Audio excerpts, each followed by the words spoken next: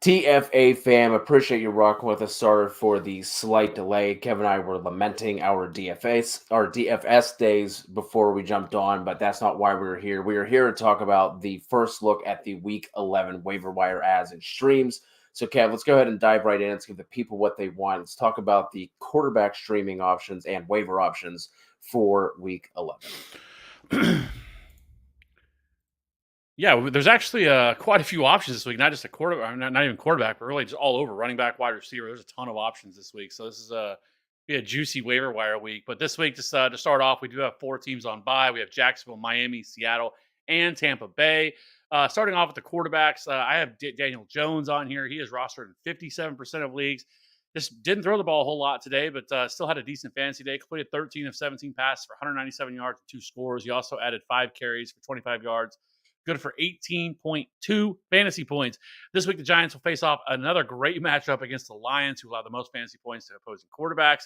So, really a great matchup again this week for Daniel Jones and this Giants offense. So, I like him quite a bit. Marcus Mariota is really hard. I really hate myself putting him on here because he looks so bad against the Panthers. But he still was a decent fantasy day, right? I mean, in terms of NFL purposes, I mean, he was just terrible. I mean, he should have had multiple interceptions, but regardless, he still threw for 186 yards, 2 touchdowns. He also rushed 3 times for 43 yards for 19 fantasy points. He's currently averaging on the season 7 carries for 33 rushing yards per game, which is 7th most among all running backs. And that's kind of what makes him an intriguing option is that rushing ability that he has.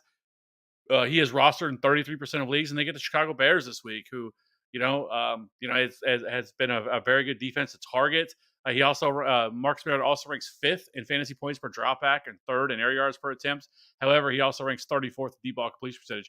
It's crazy with the amount of weapons they have here with guys like Cordell Patterson, Drake London, Kyle Pitts. This offense just can't seem to get going. I mean, a lot of it is because Marcus Mariota is just not very good. I don't know why they don't go to Desmond Ridder, but until they do, Marcus Mariota, I think, is definitely in play. Somebody that I definitely would be looking to add at 33% ownership. So, especially in a matchup against Chicago. Next up, Taylor Heineke, I feel like is kind of thin, but it is what it is.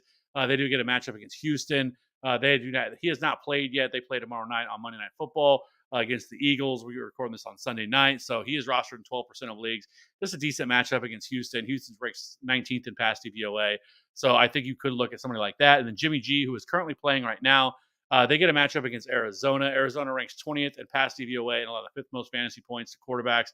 He currently is pretty average this season, which is not surprising because it's Jimmy G, but he's averaging 16 fantasy points per game, which is 16th most among all quarterbacks. So just a really good matchup for Jimmy G with all the weapons they have there: CMC, Brandon Ayuk, Debo, George Kittle. I think he makes for a pretty solid option here for Jimmy G. And then Jared Goff on the other side of the game, 58% roster, completed 19 of 26, 236 and 1 score. The Giants ranked 23rd in pass DVOA. So he's a decent option. And then wrapping things up, Deshaun Watson, if he's available in your leagues, this is definitely the time you should be looking at him. He only has 2 more weeks and he'll be eligible to return. He's already returned to practice. He'll be able to practice for the next couple of weeks to get himself up to speed. And like I said, only roster on 37% of the league. So those are kind of the quarterbacks that I'm looking at this week. Let's go ahead and move it on over to the running backs for Week 11. And I'll start off by saying this. If for some reason Rachaad White is available in your league, he's probably going to be the top ad regardless of whether or not Fournette misses time. He was someone that we had actually touched on the Sunday show, Kev. You were saying that he is rostered in, 45% of Yahoo leagues. Over on ESPN, that was down to like 25%. He's more than likely rostered in any type of competitive league, especially any league. It's like 12 teams or more. But like I said, if for some reason he's out there, you're absolutely going to want to add him. And the same thing goes for Isiah Pacheco. Again, likely rostered, but if he's not, you definitely want to pick him up. Clyde Edwards-Helaire saw 4 snaps in this game. Pacheco saw 55% and McKinnon saw 38%. McKinnon much more likely to be available. He's absolutely worth an ad as well. He's been the preferred pass catching back. Saw another 8 targets today, which actually led the Chiefs. And McKinnon also saw 6 of the 8 short yardage snaps over Pacheco as well. And then we can look at guys like Jaylen Warren. This was his highest snap share by far this year, almost 43%. Had 9 carries, ran 14 routes, and the routes were the same as Najee Harris. Some of this is due to the fact that they ran 84 plays in this game. But I do think Warren is going to be more involved going forward. Obviously, his ceiling is just very capped, unless Najee goes down. Um, it is worth noting that Warren also played 9 of the 12 third down snaps and had the same amount of goal line snaps as Najee Harris with 3. And one of those snaps, both of them were on the field at the same time. Kyron Williams, another really solid ad here, might be available. This was the moment that all of us stashers had been waiting for. Williams finally saw the field in week 10. Only saw 4 opportunities, but turned that into 39 yards, including catching all 3 of his targets for 30 yards. And it's also noteworthy that he played more snaps than Cam Akers. I think it was 16-10, and ran half as many routes as Darrell Henderson. Henderson ran 22. Kyron Williams ran 11. So we can definitely see his role increasing moving forward. And then we can just look at some other guys, more handcuff stash types. Talk about the Philly backfield with Kenneth Gainwell and Boston Scott. JaMychal Hasty is the only thing behind Etienne. So if Etienne were to go down, Hasty jumps into a massive role. Dontrell Hilliard behind Derrick Henry. Travis Homer seems to be the only other running back getting snaps outside of Ken Walker. Isaiah Spiller, finally seeing some time on the field now as a rookie. Samaje Perine, obviously another handcuff stash. And then just for some deep league options, Tristan Ebner for the Bears. Still not entirely sure what's going on with Khalil Herbert. He did leave with a hip injury. I have yet to see anything on what they expect. I think this really just ends up being, David Montgomery very rarely leaving the field. But, 14 team leagues and higher, you're really scratching the bottom of the barrel anyway. So he's someone you could potentially look at. Keyshawn Vaughn, same thing. Although with the Buccaneers going on bye next week, not entirely sure what's happening with Fournette and his hip injury. But I think after Fournette left with the injury, Rachaad White did see 20 of 25 snaps after that. Keyshawn Vaughn only saw 5. Did see 3 opportunities rather on those 5. So I think he mixes in a little bit, but this is likely just going to be Rachaad White if Fournette were to miss time. And then with Justin Jackson, he's getting third RB duties behind Jamal Williams and DeAndre Swift. Craig Reynolds hit IR. I'm assuming Swift starts to take over some of those snaps. I think Jackson either had 2 more or 2 fewer than DeAndre Swift today. Can't remember which way that went, but they were only separated by 2 snaps. I'm assuming Swift starts to take over some of those snaps that Justin Jackson's getting, assuming that he's able to get healthier. But it kind of seems like this is something that Swift is going to be dealing with for the rest of the year. So again, that is just one that is in super deep leagues. He's not someone in a 12-team league. I'm talking 14-team leagues and higher for those last 3 names that I mentioned. Yeah, I mean, I think really this week it's really about Rachaad White and Isiah Pacheco. I think those 2 dudes. It was good to see finally the Chiefs actually embrace Isiah Pacheco because he's clearly been the best running back. And it's funny because CH came onto the field, got 2 snaps, and dropped the ball twice on two plays that he was pretty much wide open for, and he dropped the ball those. And I don't think he really saw the field much after that. So Isiah Pacheco looks like he has all the juice. It was good to see because he did fumble, and then they put him right back into the game. So, anyways, let's jump over to some wide receivers here, and there's quite a bit to talk about here as well. So, starting things off, once again, I am very surprised that this is on here, but I'm going to talk about him. George Pickens. Listen, he's rostered in like 58% of ESPN leagues and 60% of Yahoo leagues.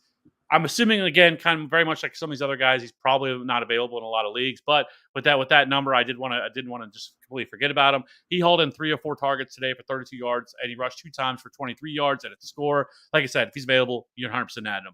Next up, we have Christian Watson. Now, he is somebody that's going to be available in almost every league. Only rostered in 7% of Yahoo leagues. He exploded today, finally had a breakout game, 4 catches for 107 yards and 3 touchdowns on 8 targets for 30 fantasy points. He was the wide receiver 3 on the week.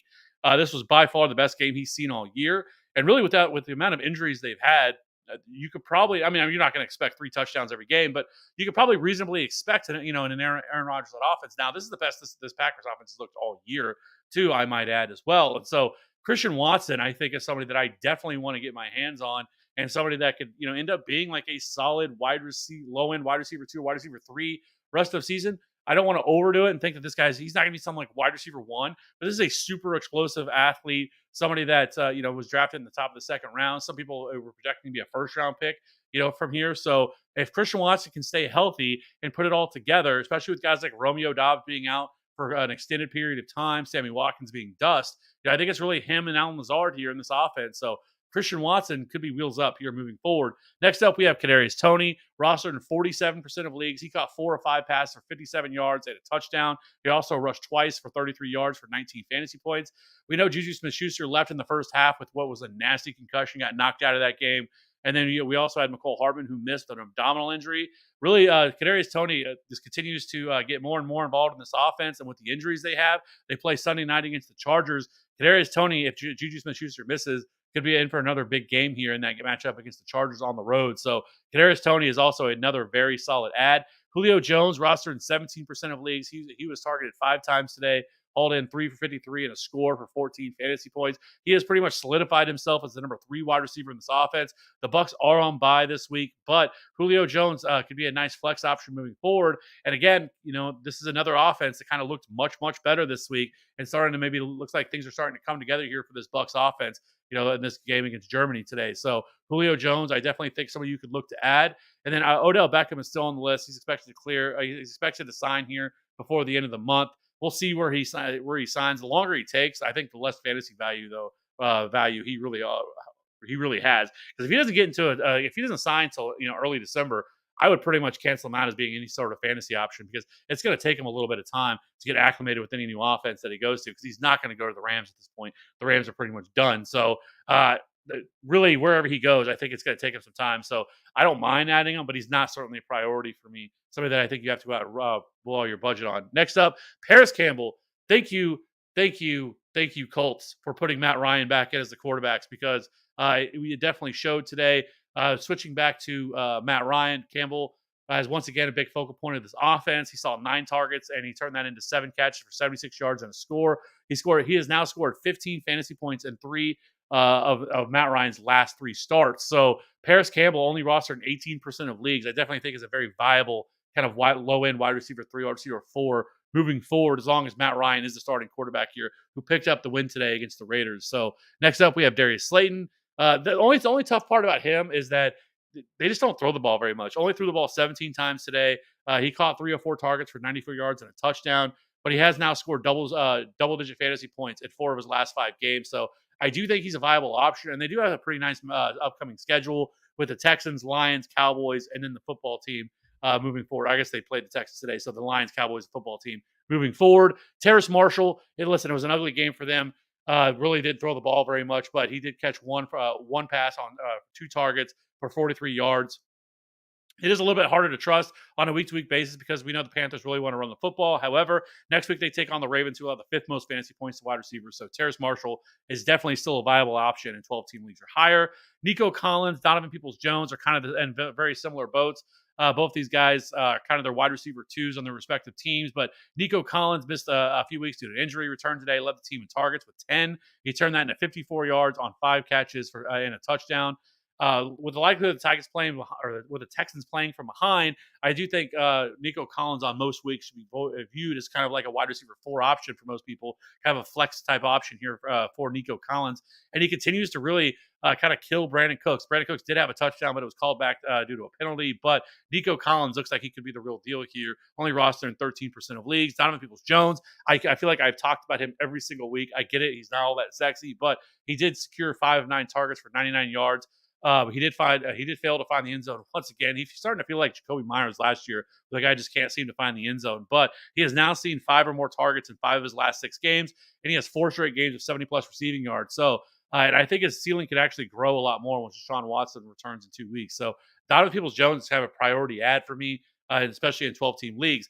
MVS, this is more of a, if Juju Smith-Schuster is out, but he brought in 3 or 4 for 60 yards and a score today. We'll have to monitor the situation with Juju and Hardman this week. But if he were to miss, I think MVS makes for kind of a decent wide receiver 4. Then, wrapping up here, some of these other guys, Jahan Dotson, Treylon Burks are guys that I think you can look to stash. They're not really guys that I think are must adds. Jahan Dotson returning from a hamstring injury. He's set to play tomorrow night. But you have to remember he did score double-digit fantasy points in 3 of his first 4 games. Treylon Burks, kind of a similar situation, returning from IR this week. He saw 6 targets for 24 yards against the Broncos. But we know the Titans really want to run the football, so he's hard to trust. Van Jefferson, this is what we have to talk about because Cooper Kupp, Sean McVay said after the game that it did not look good or sound good for what's coming for Cooper Kupp. We're going to have to see. I did see Pro Football Doc talked about this and said that he thought it was either a high ankle sprain or it could be a fibula fracture, I think is what he said for Cooper Kupp. So, I mean, to be honest with you, where the Rams sit, if this is a long-term injury, you could see Cooper Kupp just placed on IR and done for the year. We'll have to see. That is very much speculation. But if that is what happens, Van Jefferson only rostered in 7% of leagues, 3 for 27 in a score. So if that happens, I think he could be a viable wide receiver 3 with Matt Stafford likely returning next week to take on the Saints. And then lastly, I put Jarvis Landry on here. He's just a guy. If you need an option, that's pretty much all he is. He's not even a sexy name or anything like that, but kind of a wide receiver 4, wide receiver 5 in certain matchups. So these are the kind of the names we have to look at. Hopefully Cooper Kupp's going to be okay, but it did not look good with the injury and what they're talking about. And some of the reports from Pro Football Doc, who's a guy that I really listen to, sounds like this could be a very significant injury for Cooper Kupp. Yeah, I should have meant to bring him up when I was talking about Kyron Williams. That could obviously increase at least the chances of Kyron Williams having more of a secure pass catching role if Kupp were to miss time. And it kind of sounds like that is what we're going to be looking at. But let's go ahead and wrap this up with the Week 11 tight end streams. Lead it off with Cole Kmet.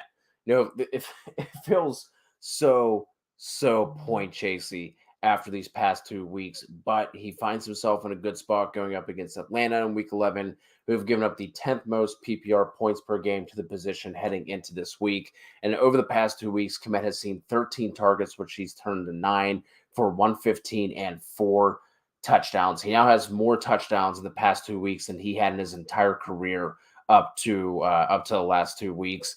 Foster Moreau, we obviously have Darren Waller heading to IR. Moreau was going to be the starter for the next 3 weeks, slid right into that full-time role, played all but 3 snaps today, had a 93% route participation rate, only saw 4 targets, but he did turn that into 3 for 43 and a score against Denver in Week 11, who have given up some production to tight ends, so it's not as bad of a matchup for Moreau as you might think.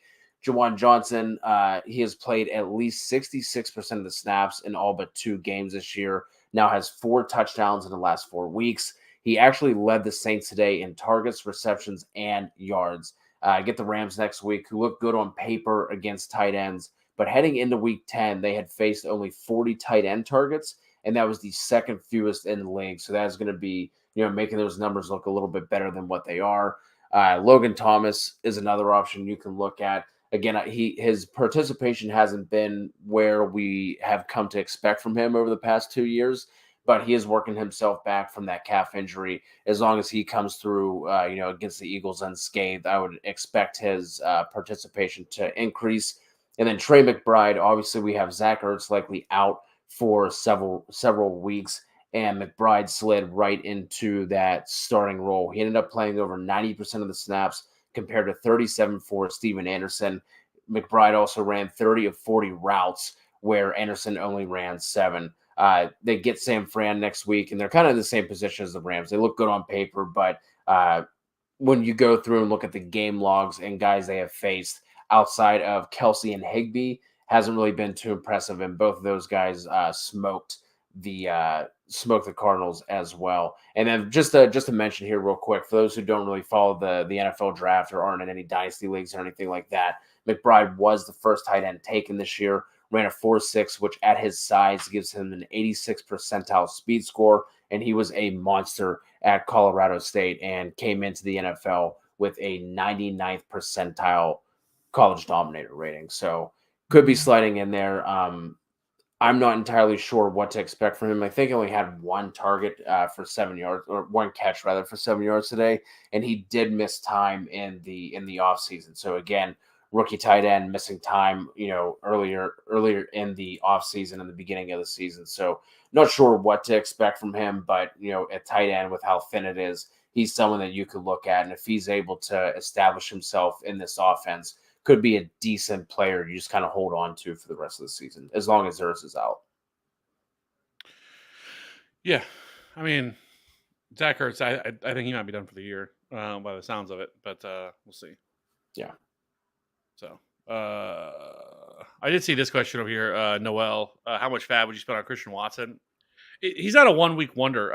Obviously, he's a second round pick, from this year's draft. So it's not like he's just some random name that's popped off. I wouldn't call him that, but I also wouldn't. I mean, he's like I said, he's not gonna be like some wide receiver one. I do think he has like some like wide receiver two upside, but I think it's probably more likely that he could end up being like a low end wide receiver three or wide receiver four. They obviously Yeah. desperately need somebody to break out in this offense and with these pass catchers they have. They are very thin. And Christian Watson could definitely be that guy. We're talking about a player with 4.3 speed at his size. Like he definitely could be a playmaker with Aaron Rodgers. We'll see. If this offense continue to move forward. They do play quickly here on Thursday Night Football. Against the Titans, which isn't a bad matchup because the Titans secondary is not very good. So we'll see here how things are going to progress. But I do think, like I said, Christian Watson I think is a pretty solid ad. For most people. And if in terms of fab, I'm not going to blow the entire thing on it. Depends on how much you have left. But I think I would probably venture to say I'd probably use maybe 25, 30%, I think, on Christian Watson, I think is fair. Yeah, I think it also depends on what your wide receiver situation looks like. Like Noel said, AJ Brown, Kirk, Pittman, Ayuk, and DPJ. Like probably unlikely that Christian Watson, makes his way into that starting lineup, outside of some injuries. So I think that has a lot to do with it. Like if you're struggling at wide receiver, I probably would go up to that 25 to 30% range. But I think he's just going to be inconsistent week to week. Like we really haven't seen much out of any of these pass catchers, outside of Lazard, who, has basically been saved by a touchdown most weeks that he has played that have kind of, I think he was wide receiver 14, I want to say, in points per game, just because he was scoring basically once a week. I think all but 2 weeks he had a touchdown. So I wouldn't go crazy, like I said, just because I'm not entirely sure how consistent he is. But again, depends on your wide receiver situation. Pickens or Watson rest of the season? That's Pickens. I mean, I just feel more comfortable with Pickens, and I think the role that he's gonna have here. But I don't think it's not entirely likely. I mean, in terms of situation, Watson is in the better situation, right, with Aaron Rodgers at quarterback, right? And like I said, this is like the most fired up I've seen Aaron Rodgers. Like he was like dancing around, jumping around like a little kid today after throwing some touchdowns. Like it looks like maybe this offense can be back on track. Now, obviously, they have a long way to go, but with how bad the NFC is, it's possible they can still make the playoffs here if they go on a run. Situation wise, it's Watson and it's not even close. It's just, how much is this going to be like an MVS situation with the Packers in years past, right? Where MVS, he would have these huge weeks. He'd have these big spike weeks, right? But then he'd have other games where he would go 3 for 20 and it would be kind of frustrating to not know really when to start him. I think that is possible, but it's also hard to say because like Alan Lazard is not Devontae Adams either. He's not going to command that type of target share. So I think saying that like 6 to 8 targets is probably reasonable for Christian Watson on most weeks. So that's why I feel a little bit better about him than like an MVS. But I will say his most comparable player is my MVS. That like their two comparables are very similar to each other. So we have to take it for what it's worth here with Christian Watson. But obviously, super athletic guy, a lot of upside, a lot of potential. But I still think George Pickens would be something I would rather have. Yeah, I agree. And then we can try and help out Noel with the trade here. Noel said trying to get rid of Fournette and Pittman. Looking at the roster of the Cup owner, doesn't have many receivers. Has Jeff Wilson, Mostert, Michael Carter, and Pollard. Wide receivers are Waddle, Myers, Duvernay. Any trades you could see here? And again, the wide receivers for Noel: AJ Brown, Kirk, Pittman, Ayuk, and DPJ. I think if you're trying to get rid of Fournette and Pittman at the same time, like you're going to have trouble getting rid of Fournette. One, because he just got injured. Two, they're hitting a bye week. So I don't think you're going to be able to do that now.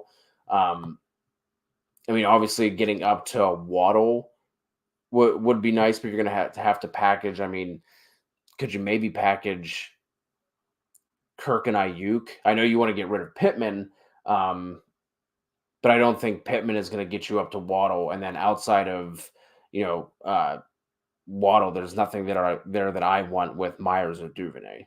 So Waddle's kind of the only guy that I'm looking at there. And if they just lost Cup, maybe you could do something. I mean, Kirk coming off of the game he just had, Ayuk having a solid game, although he just dropped a touchdown that was thrown right at his chest. But that's, I mean, would you want to maybe do something like that and then look to move Pittman in a separate trade? I know it doesn't really help well with trying to move Fournette and Pittman, but Yeah, you're not gonna be able to move Pittman right now. I mean, or not Pittman, but really Pittman too. But yeah, also Fournette. I mean, Fournette's hurt. I mean, we don't know the extent of it yet. We'll have to wait and see on that. Obviously, they do they're have a going on bye bye, week. so that's going to be a big help. So maybe maybe he's able to come back. We'll have to see how significant the injury could be. I don't think it's going to be anything significant, but I really don't want to get rid of Pittman either. If Matt Ryan's going to be the starting quarterback here moving forward, that's good news for Michael Pittman. He's going to be more involved in the passing game as well. So. But neither one of them have the value that you're going to want to get from them. Like you're not going to get as what you think they're worth. And so I would just rather hold on to them because I think they're worth more to you than they're probably going to be somebody else. Any interest in Jeff Wilson? Sure, Looks but like the guy. yeah, but I mean, what are you going to try? I mean, what are you trading? Like he's not like if I was this guy, like I'm not trading you Waddle, right? Because Waddle is the only wide receiver that he has, and just by trading Waddle. I mean, I wouldn't do it. If someone offered me Fournette for Waddle, like, no thanks, I'm not doing that. And like even Fournette and Pittman, I still don't know if I would do that, just because of how good Waddle's been and how I good don't the think Miami so. offense has been. And so, and then now, I mean, you try to trade for Jeff Wilson. His value now, you're going to be reaching to the top, right? Because he's coming off a big week. Recency bias is a hell of a drug. People are going to be like, no, this guy just went off for 25 points. I'm not going to trade that guy to you. And it's going to take you a lot more to trade for that guy. It'd be different if Jeff Wilson went out today and scored like 8 fantasy points. It's probably a lot easier to acquire. But now he's had back-to-back really good weeks. There's a chance of you being able to trade for Jeff Wilson are going to much higher. You're going to have to trade up a lot more to be able to get Jeff Wilson. And the fact that it looks like he is clearly surpassed Mostert right off the bat as well. Last week it was close. I think it was like a 50-50 split. But I think this week Wilson had 17 carries and Mostert had 8, I want to say. So seems like Wilson is the guy. So it's going to be, like you said, kind of going to be hard to get up to Wilson. So Noel, if you have any other questions or any other trade questions, anything like that, and that goes for all of you else as well, go ahead and drop them in the comments, or you can join our Discord. Ask us over there, always answering questions. J Eggs. It's a rough one.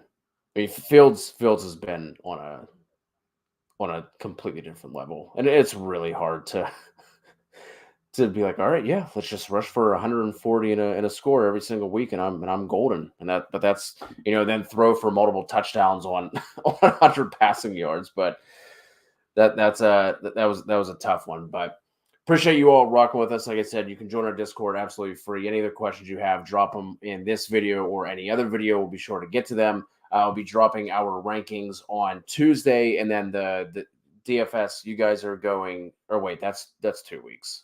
Anyway, still should be getting out our rankings early. I'll have the defense and kicker streamer video coming up for you as well. So thank you guys for rocking with us.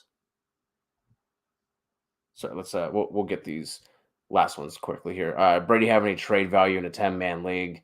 No, not a 10-man. You can pick someone up off of waivers and get close to the same amount of points that he's putting up. Should I drop Pitts for Higbee? No, I wouldn't. I mean, Pitts should have had a touchdown in that last game as well. So, I mean, I know Higbee had a game. I don't know. I wouldn't mind adding Higbee, but and maybe it is like with Higbee, like or not Higbee, but with Pitts, like we're just holding on to the name. But it feels like as soon as you drop him, like he's all of a sudden going to go off, right? It's one of those names, and it's just. I don't know. Like I get it because Kyle Pitts just hasn't been very good this year, and it's mainly because of the offense that he's in. But I don't know. Like it just seems rough to say to drop Kyle Pitts. Yeah. Down 8 with AJ Brown left, half PPR. Do I pull it off? Yes. Yep. You're good. And then is Kmet a must pick up from the waiver wire? I don't think Kmet is a must pick up. It's really hard to bank on Kmet doing what he's doing on this team that is throwing the ball so little. Like Justin Fields is not putting up, a bunch of passing numbers. Here's the the names I threw out, Slayer, Moreau, Jawan Johnson, McBride, and Logan Thomas. I don't think he is a must add by any means, but he's certainly in the waiver wire discussion. I would prefer Patty Fry to commit most weeks, Slayer.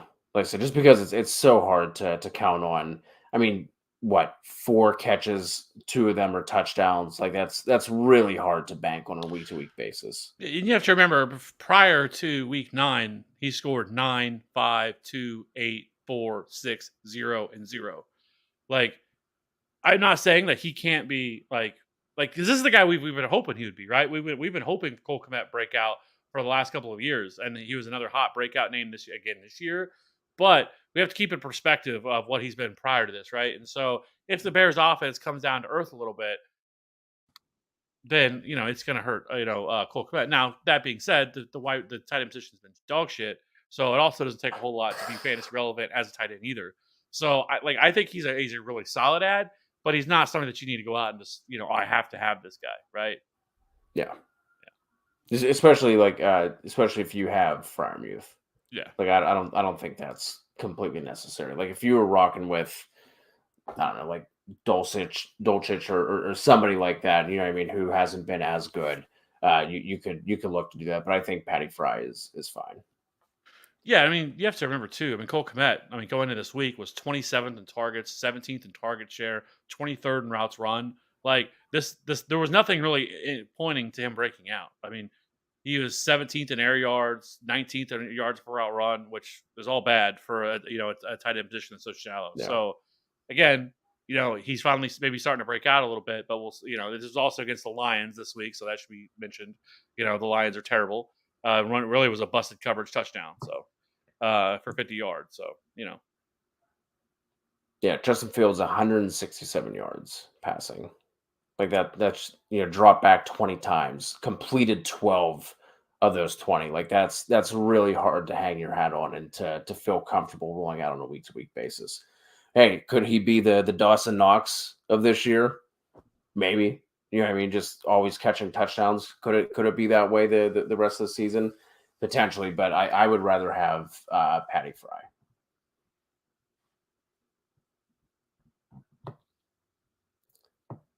All right, we will get out of here on. Well, no, that's also not true. Coming into this week, he was 14th in red zone targets. That's also not true. But again, so